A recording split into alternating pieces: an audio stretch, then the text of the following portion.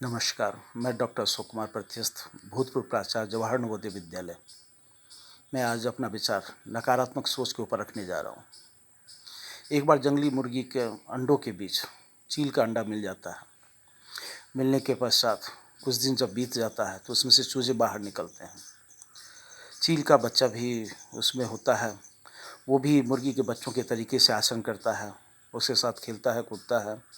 जिस प्रकार से मुर्गी के बच्चे ज़मीन को खोदकर अन्न खाता है, उसी तरीके से चील का बच्चा भी वही आचरण करता है और मिट्टी को देकर अन्न का दाना निकालता है और खाता है। एक दिन वो आकाश में देखता है कि एक सुंदर पक्षी बहुत ऊंचाई पे उड़ते हुए, तो वह मुर्गी से बोलता है कि ये कौन सा पक्षी है, क्या हम लोग ऐसा नहीं कर सकते? तो मुर्गी बोलती कि नहीं, तुम बिल्कुल नहीं कर सकते, वो तो जाबाज चील है जो इस तरीके से सुंदर उड़ान भरने जा रहा है। तो मुर्गी हो, तुम ऐसा नहीं कर सकते।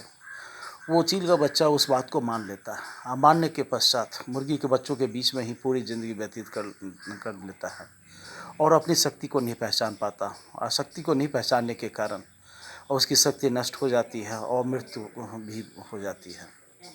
इस कहानी से दो सीख मिलती है। नंबर एक, कि जब कभी भी किसी भी व्यक्ति की बैठना उठना या संगति ऊंचे लोगों के बीच में होना चाहिए, जिससे उनके विचार ऊंचे हो, बेहतर हो, काफ़ी अच्छा आगे भविष्य के बारे में सोचते हों, उनके साथ बैठक होनी चाहिए।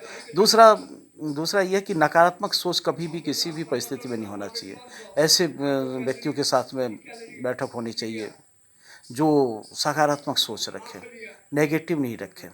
नेगेटिव रखने का परिणाम यही होता है जो चील के बच्चे के साथ में हुआ।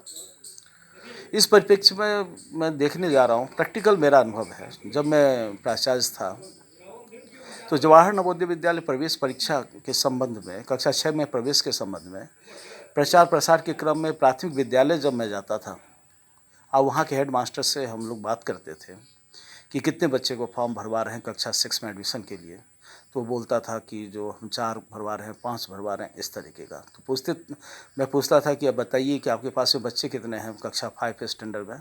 तो वो बताता था कि 40 बच्चे। तो फिर हमने पूछा कि भाई सभी का क्यों नहीं भरवाते, क्योंकि यहाँ पे तो फी लगता नहीं है। तो उसका जवाब था कि देखिए 4-5 ही सक्षम है, बाकी सब वो कभी क्वालीफाई कर ही नहीं पाएंगे, वो सक्षम नहीं हो पाएंगे। एक नकारात्मक सोच उनमें देखने को मिलती थी।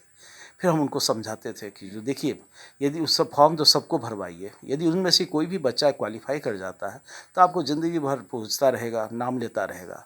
और बाय द वे यदि नहीं वो सफल हो पाता है तो कम से कम उसमें बच्चे में स्वाभिमान जागृत होगा कि हम एशिया स्तर के एग्जामिनेशन, कॉम्पिटिटिव एग्जामिनेशन में बैठे बैठे थे नवोदय विद्यालय की परीक्षा, प्रवेश परीक्षा में। तो इस तरीके से उसमें एक काफ़ी स्वाभिमान का विकास होगा और बेहतर होगा। प्रतियोगिता परीक्षा के बारे में भी जानकारी मिलता रहेगा। तो इस सीख निश्चित रूप से यही मिलती है कि हमेशा किसी भी व्यक्ति की संगति ऊंचे से ऊंचे व्यक्तियों के साथ में जो सकारात्मक सोचता हो उसके साथ में होनी चाहिए, और बेहतर मतलब जो भविष्य के लिए सपना देखता हो, ऊंचा से ऊंचा देखता हो, उसी के साथ में संगति रखनी चाहिए और उसी कार्य को करना चाहिए जिससे कि कुछ भी हासिल कर सकता है, बेहतर से कर सकता है, बेहतर से बेहतर स्थान प्राप्त कर सकता है। धन्यवाद।